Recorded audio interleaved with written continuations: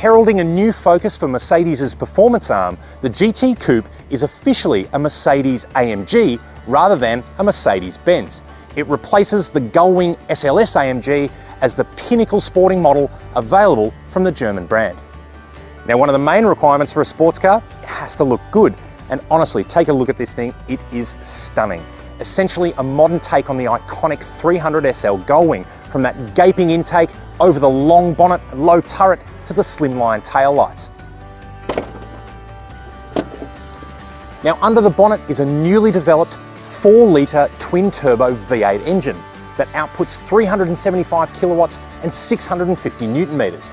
In a first for Mercedes-Benz, the turbochargers are actually mounted within the V rather than on the side, which allows for better response and better emissions. What's also pretty cool is there is a specific air channel that funnels air from the intake over the top of the engine directly in to cool the turbos. What you'll notice is just how far back the engine is mounted. In fact, most of the weight is behind the front wheels. This, combined with a rear transaxle mounted gearbox, gives the AMG GT S a near-on 50-50 weight distribution. Let's take a look in the boot. Now, the liftback tailgate makes access easy. There's 350 litres of space in here, more than enough for a couple of bags of golf clubs, and substantially more practical than a 911, where the clubs have to go behind the front seats.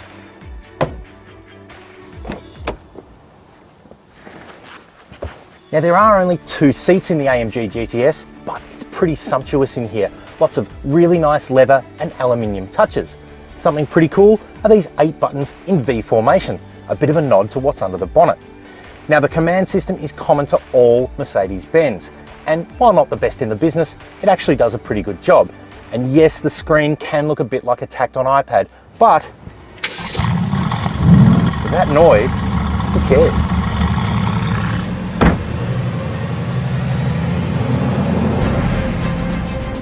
Now, let's face it, you and the AMG are going to spend most of your time around town, leaving the car in comfort, one of 5 selectable driving modes.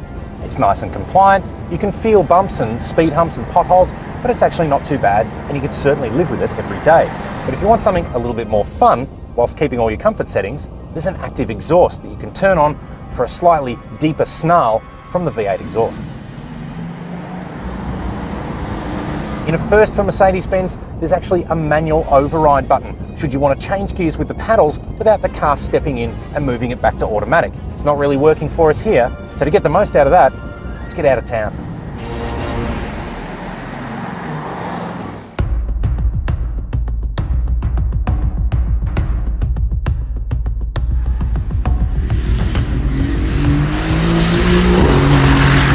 Well, getting out of town and showing the AMG some country roads, this thing just eats them up. Going from our regular comfort to sport, well, Sport Plus, unleashes all of the settings in their most hard-edged mode. And to be honest, on this windy country road here, the stiffer suspension is almost too sharp for some of these undulations, but you can adjust it back. Now, we're in full manual mode this time, allowing us to fully control the gear changes in the AMG. And I tell you what, this thing is a lot of fun. And the noise, particularly on downshifts, oh, so much fun.